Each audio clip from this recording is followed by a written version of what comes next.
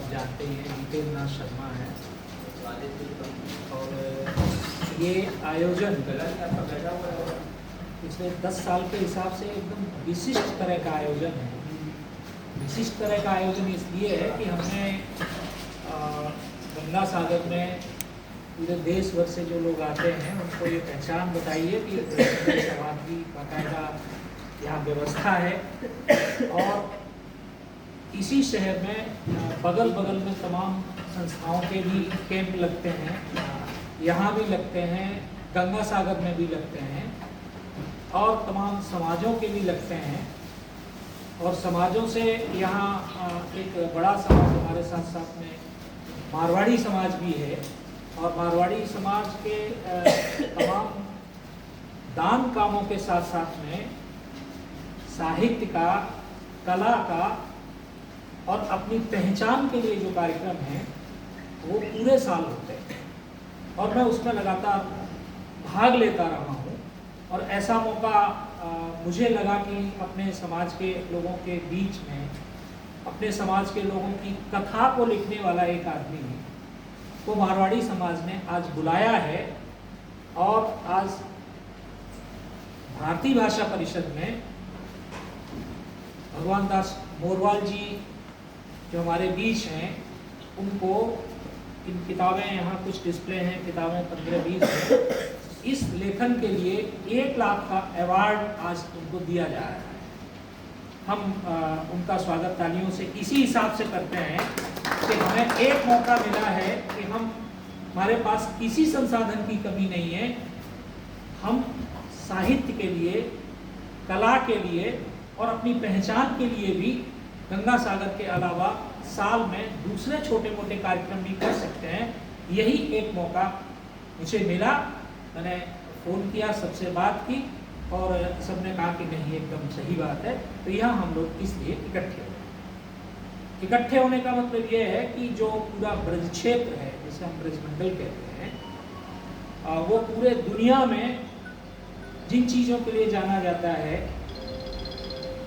वो मथुरा है, वृंदावन है। इसके अलावा इतिहास का एक बहुत बड़ा हिस्सा है कि आप पूर्वी भारत से जब दिल्ली पहुंचते हैं, इटावा के बगल से नदी गुजरती है, चंबल गुजरती है और पूरे हिंदुस्तान का जो इतिहास है वो बिना इधर से गुजरे हुए। और अगर नहीं हो सकता तो एक और बड़े गर्व की बात है हमारे लिए, वो ये है कि हमने भले ही प्रोफेसर हम नहीं रहे,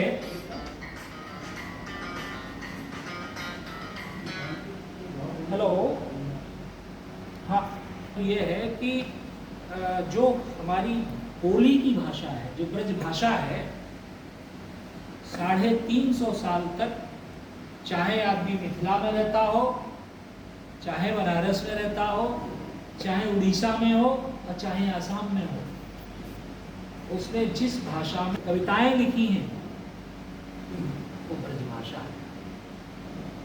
और जब जगह जगह जाते हैं तो ये पता चलता है कि ये इतनी मजबूत भाषा है कि जैसे हमें किसी प्रोफेसर में, किसी कॉलेज में प्रोफेसर पढ़ा रहे थे तो ब्रज भाषा का अर्थ समझा रहे थे, कुछ का कुछ। कहने का मतलब ये है कि जब हमारे पास इतिहास है, जब हमारे पास भाषा है जिसे हमको सीखने की ज़रूरत नहीं है, वो हमारी भाषा है। तो लंबे समय तक भाषा है, इतिहास है। और अभी अभी तो चीज़ें खोजने से ये पता चल रहा है कि पूरे इतिहास के कई नाजुक मोड़ जो हैं वो इस ब्रज क्षेत्र से गुजरते हैं। और भविष्य में भी बहुत सारी चीज़ें आप देखने मिल सकती हैं। मैं उस तरफ नहीं जा रहा हूँ। मोरवाल जी को मुझे क्यों अच्छे लगे और इनकी जो वजह हैं वो मैं आपको बताता हूँ। हम लोगों के पुरखे जो थोड़ा बहुत पढ़े जिन स्कूलों में, वो स्कूल सरकार ने नहीं बनाए। किसी ने ज़मीन दी थी, किसी ने घर बनाया था, किसी ने बिना पैसे पढ़ाया था, तो पढ़ करके बहुत दूर दूर तक गए। एक ऐसा क्षेत्र रहा है ब्रज क्षेत्र में कि हमारे ब्रज क्षेत्र की जो और दूसरी पहचानें हैं उसमें एक नौटंकी है। जैसे हम यहाँ बड़े बाजार में बैठे हैं और सामने से जाएंगे तो बंगाल की जो परंपरा है जिसको यात्रा कहते हैं, तो आप देखेंगे कि यात्रा की दुकानें यही बुकिंग होती हैं।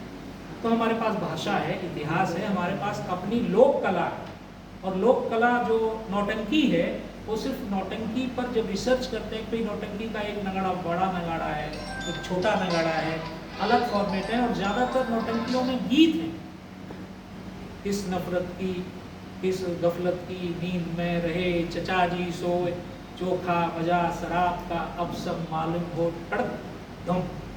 तो ये जो चीज़ें हैं ये आपकी लोक कला है, ब्रज की कला। और मैं जिस का जिक्र कर रहा था कि जिन स्कूलों में हमारे पुरखे पढ़े हैं, ऐसा भी रहा है कि इन सब स्कूलों में धर्मशालाओं में लोगों ने जो दान दिए हैं